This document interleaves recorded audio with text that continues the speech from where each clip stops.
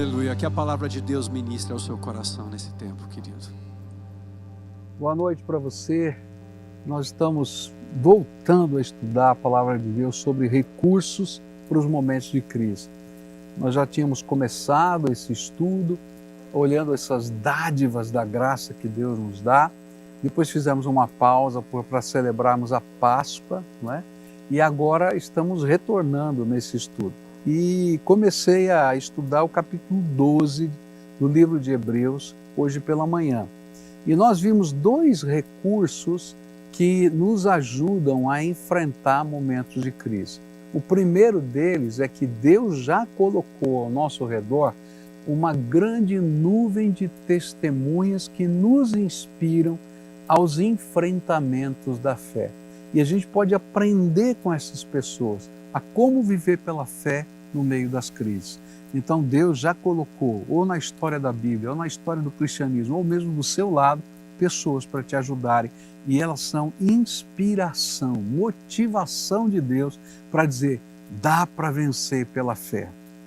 Segunda coisa que começamos a estudar hoje pela manhã, um segundo recurso, é que nós, no meio dessa correria para alcançar a vitória no meio da crise, a gente tem que aprender a deixar pesos. Pesos, eu usei a expressão, as tralhas que estão sendo guardadas, ou dentro do nosso coração, ou concretamente nos processos da nossa vida. E numa hora de crise, ninguém vai conseguir chegar à vitória se não aprender a se reinventar. E para se reinventar, a gente tem que deixar essas tralhas. Elas são muito pesadas para a gente carregar nessa hora da crise. Mas eu queria continuar esse estudo e queria voltar aqui nesse texto de de Hebreus 12, versículo 1, onde a Bíblia diz assim, assim nós temos essa grande multidão de testemunhas ao nosso redor. Portanto, deixemos de lado tudo que nos atrapalha e o pecado que se agarra firmemente em nós e continuemos a correr sem desanimar a corrida marcada para nós. A palavra de Deus vai nos ensinar que não dá para a gente enfrentar a crise se a gente não aprender a lidar com outro problema que nos impede de caminhar e de ser abençoado por Deus no meio da crise. A Bíblia vai ensinar para a gente que sem a bênção de Deus não dá, sem Jesus nada, não funciona. Jesus diz, sem mim nada podeis fazer. E o autor de Hebreus está dizendo o seguinte, olha, próximo atrapalho nessa corrida não é só o peso, é o pecado. O pecado vai impedir você de correr em direção à vitória na jornada da fé. E a ideia é muito simples. Como eu posso receber a bênção de Deus, que eu tanto preciso para uma hora como essa, quando a minha relação com Ele está obstruída pelos meus pecados? A Bíblia diz que são os nossos pecados que fazem separação entre nós e o nosso Deus e que impedem que as suas bênçãos nos alcancem. A mão de Deus não está encolhida, mas tem uma barreira, tem um muro, tem uma obstrução nesse canal de comunicação da graça de Deus. E essa obstrução se chama pecado. Por isso, não vai adiantar, se você tiver os bons exemplos que inspiram, que são as testemunhas ou os testemunhos que estão ao seu redor, e não vai funcionar se você só deixar as tralhas. Se você não resolver o problema do canal da bênção, e esse canal não for restaurado na sua vida, você não vai conseguir alcançar esse favor divino, esse extraordinário de que você precisa para esse momento. Fé na Bíblia não é somente crer que Jesus pode fazer alguma coisa por nós, mas é também se comprometer com Ele, se comprometer com a sua palavra, com os seus valores, com o seu povo, com a sua igreja. E se você reconhece que você precisa da graça de Deus, então olhe para as testemunhas e aprenda com elas a se comprometer com Jesus e a permitir que ele faça uma limpeza, não somente da tralha, mas do pecado que está no seu coração. E aqui há duas coisas que são importantes para a gente lidar com o pecado. A primeira delas é que pecado precisa ser confessado. Sabe o que a palavra confissão significa? Eu concordo. Estranho, né? Porque a gente pensa que a gente ficar contando, falando, não. A palavra grega para confissão, ela, se for traduzida literalmente, significa eu concordo, tá? E dela vem a nossa expressão homologar. Eu concordo, né? Homologuel, essa é a palavra grega.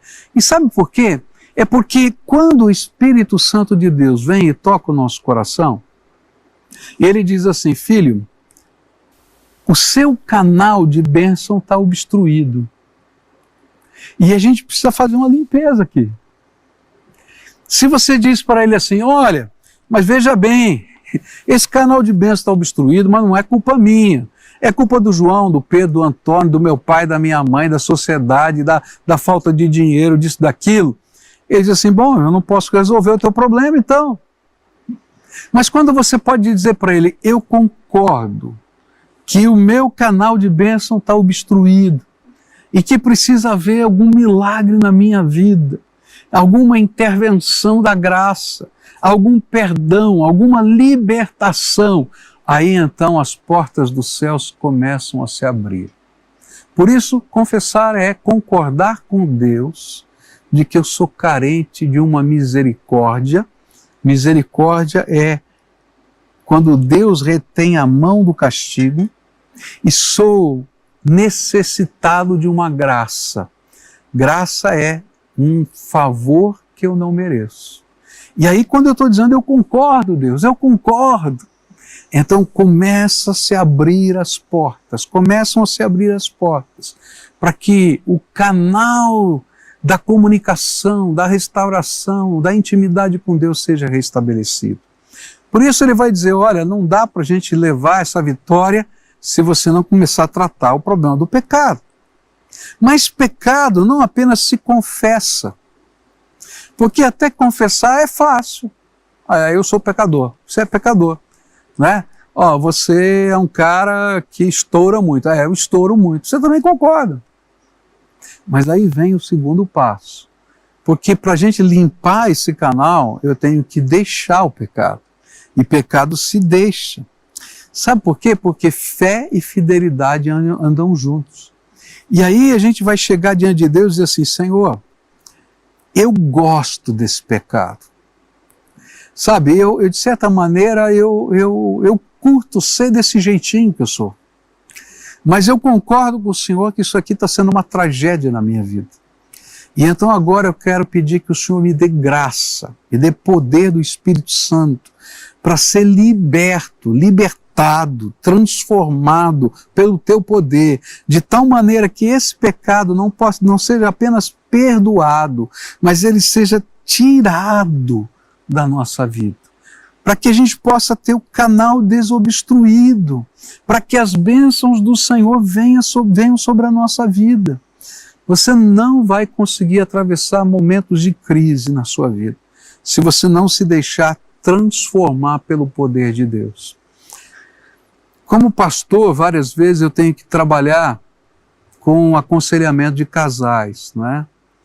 E uma das coisas mais difíceis no aconselhamento de casais é quando um casal, ou um dos cônjuges nesse casamento, não é capaz de acreditar que possa haver mudança na história de vida.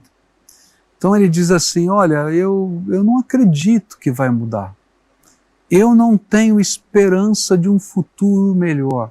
E dificilmente, quando a gente encontra casais assim, a gente consegue restaurar se não houver confissão e se não houver entrega, onde há uma transformação pelo poder de Deus.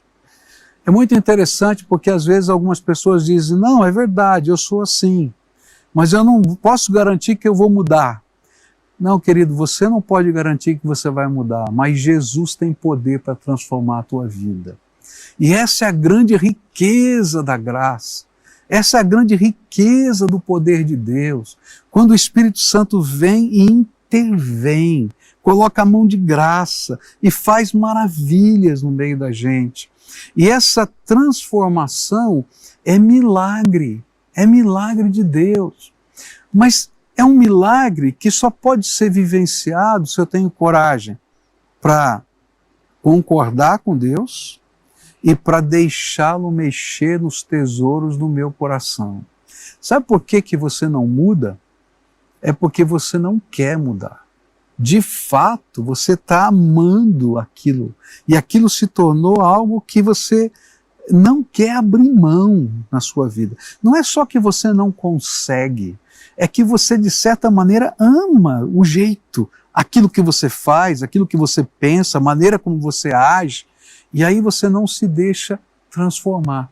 Às vezes é o seu orgulho que não permite, às vezes é a dureza do seu coração, você está com o coração duro, ou você acha tantas desculpas que você acha que não deve mudar. Mas quando a gente entende que precisa haver transformação na nossa vida e busca, Deus derrama graça poderosa sobre nós.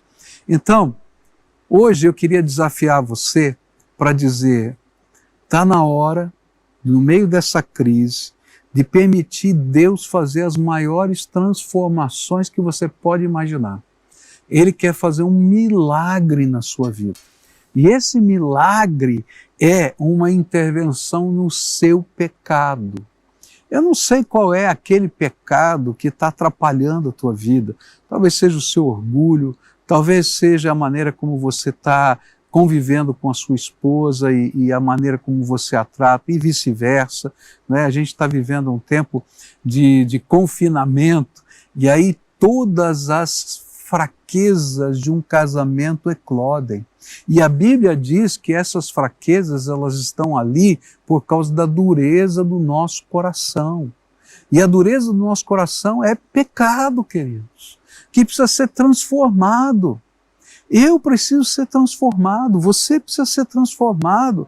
E só Jesus pode fazer isso, mas eu preciso primeiro confessar, concordar com Deus que isso faz mal, que tem que sair da minha vida e desejar de todo o meu coração cooperar com Deus, com o seu poder, para que isso saia da minha vida e um novo tempo comece.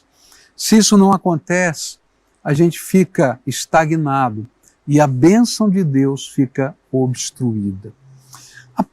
O próximo recurso que eu queria trazer para você vai aparecer nos versículos 1, 2 e 3 desse texto, onde diz assim: assim nós temos essa grande multidão de testemunhas ao nosso redor.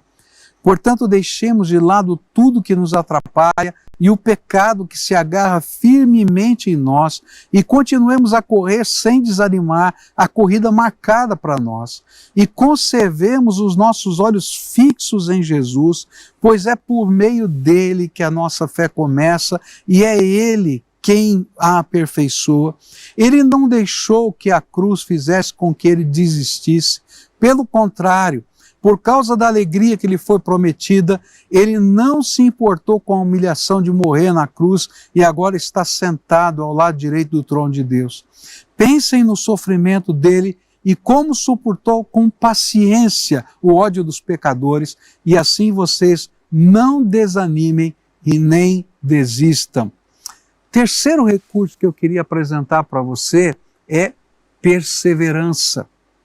É interessante perceber a maneira enfática como esse recurso é apresentado aqui nesse texto. Logo no primeiro versículo ele diz assim: continue correndo, não desanime, a corrida é sua. Mas aí ele vai dizer: não desanime, mais 2 vezes.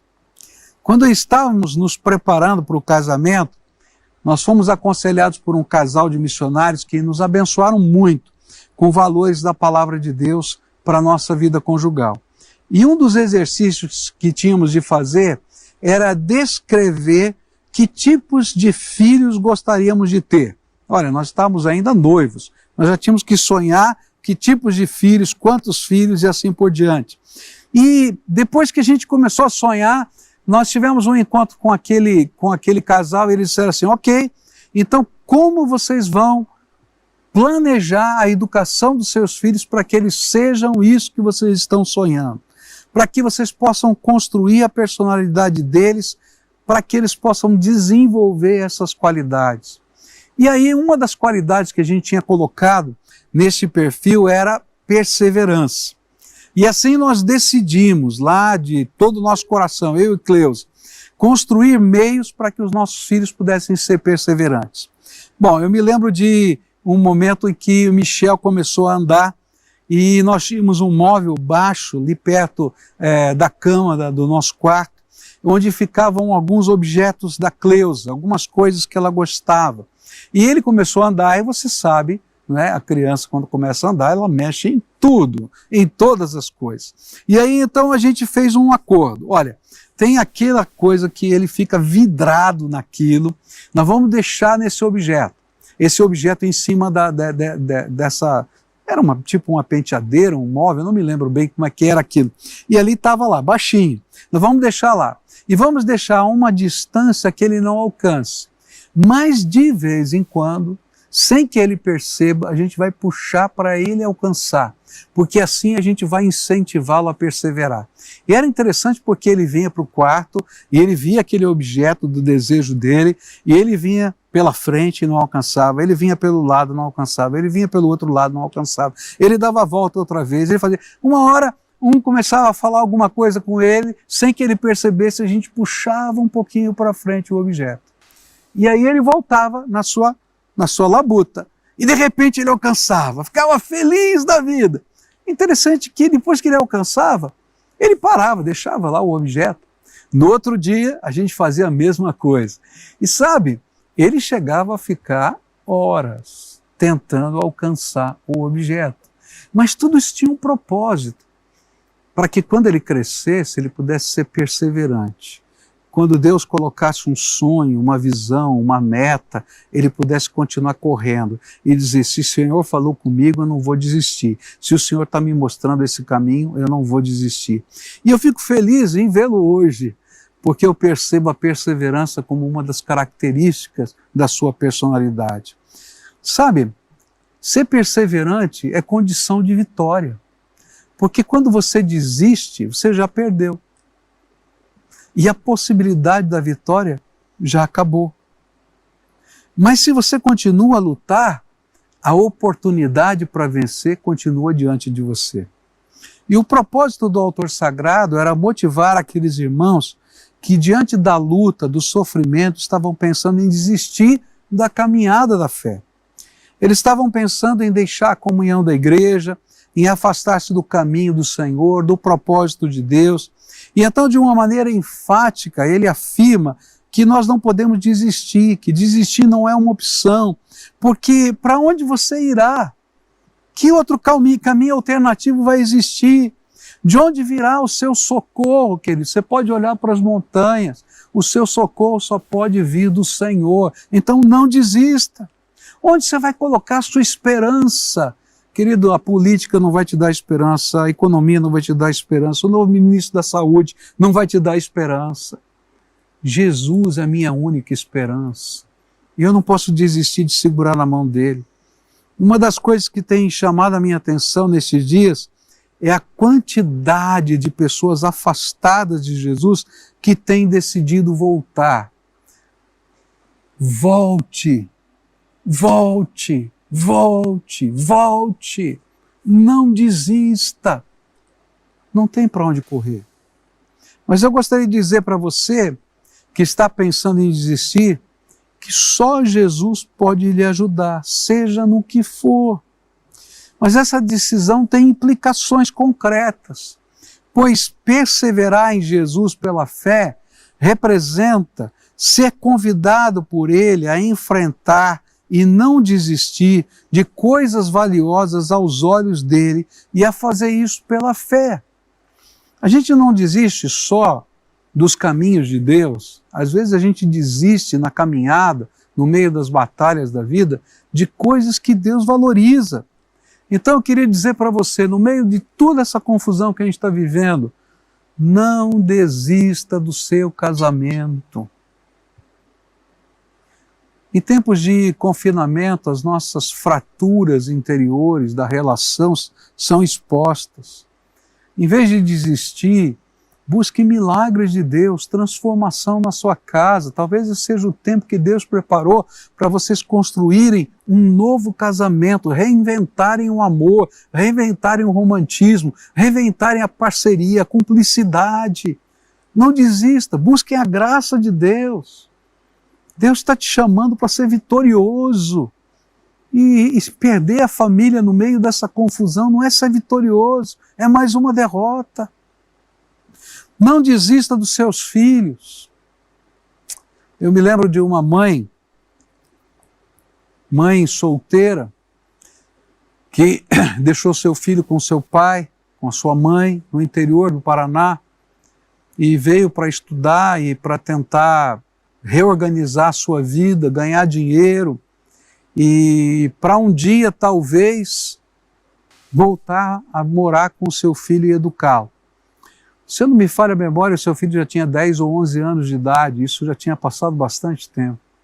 E um dia eu estava conversando com essa senhora e eu dizia, e aí, hoje você já estudou, hoje você já está empregada, hoje você vive com dificuldades, mas mora numa casa, você tem estrutura, por que o seu filho continua no interior?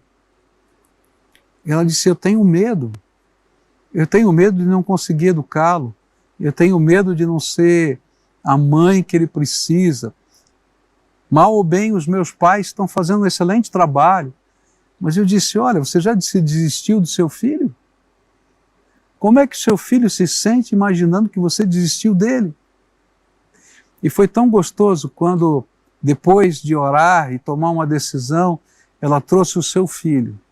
E num culto a gente pôde abraçar os dois e orar e pedindo a graça de Deus pelos dois, porque Deus estava fazendo uma restauração e concretizando um sonho.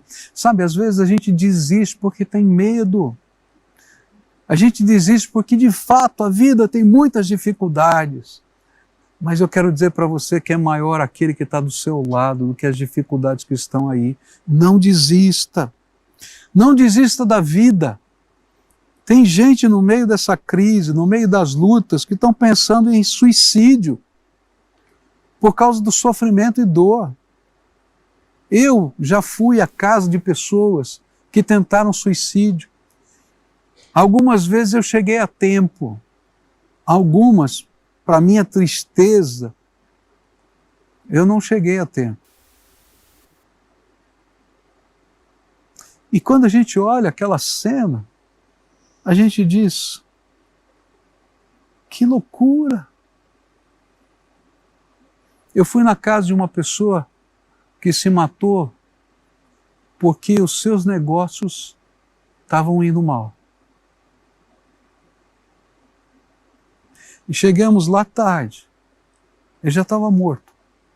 Eu fui uma das primeiras pessoas que chegou lá. Mas ele já estava morto. Sabe, queridos, os negócios a gente se reinventa, mas a vida é uma só. E o pior, você vai ter que prestar contas dessa vida ao Deus Todo-Poderoso que você fez. Não desista. Não desista do plano que Deus tem para você. Não desista do chamado de Deus para a sua vida. Não desista, porque Deus quer te ajudar a reinventar a sua própria vida, reconstruir, restaurar a sua vida. Por isso, o autor de Hebreus vai dizer que sem perseverança não há vitória. E se esta é uma verdade universal, quanto mais quando associamos a este valor o imponderável de Deus. Por isso hoje o Senhor o convida a não desistir.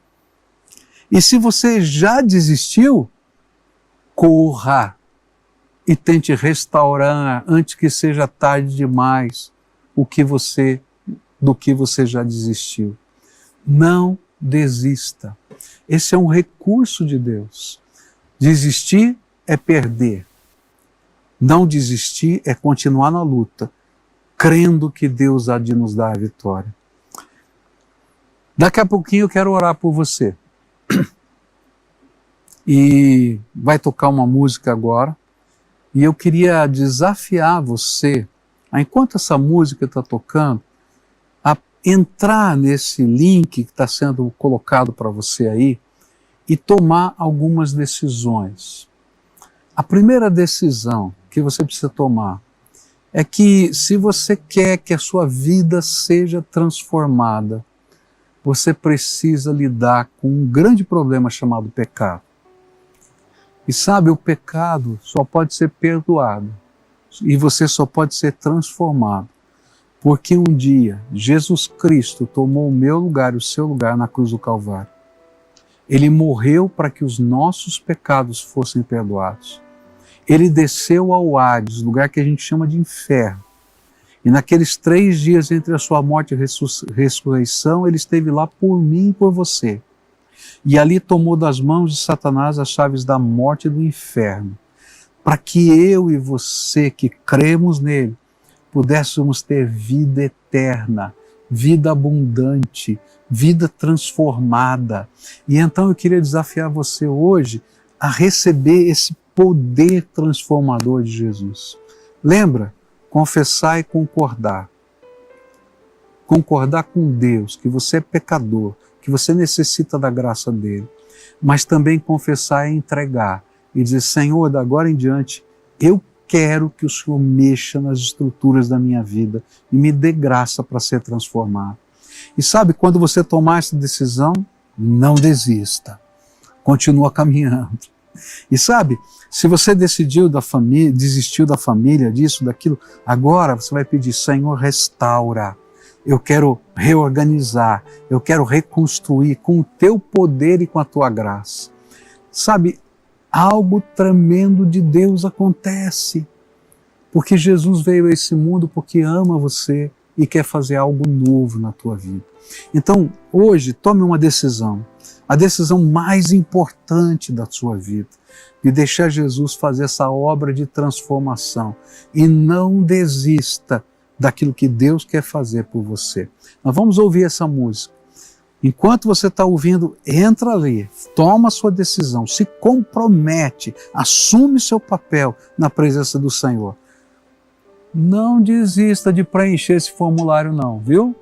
Esse já é um primeiro teste. Se você não é capaz de preencher um formulário, quanto mais continuar na jornada da vida. Então toma coragem, vai lá, assume seu papel. E olha, eu vou dizer para você, Deus é tremendo e faz maravilhas na nossa vida. Daqui a pouco oramos juntos.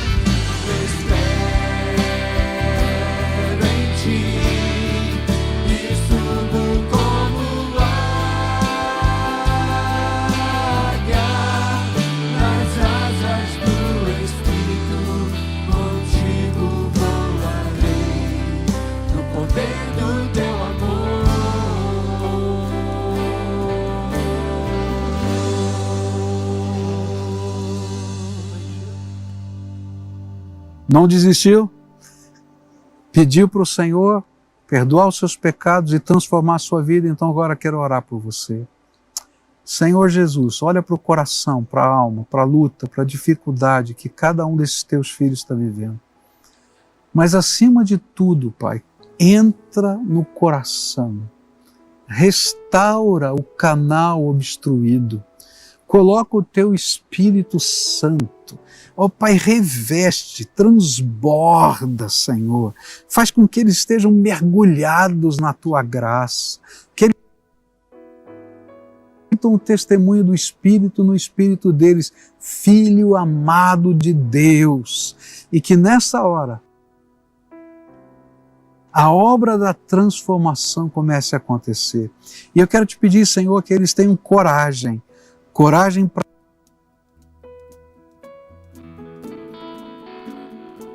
desistir, coragem para assumir compromissos contigo, coragem para assumir compromissos com a mudança, coragem, Senhor, para trabalhar restauração no coração de pessoas feridas.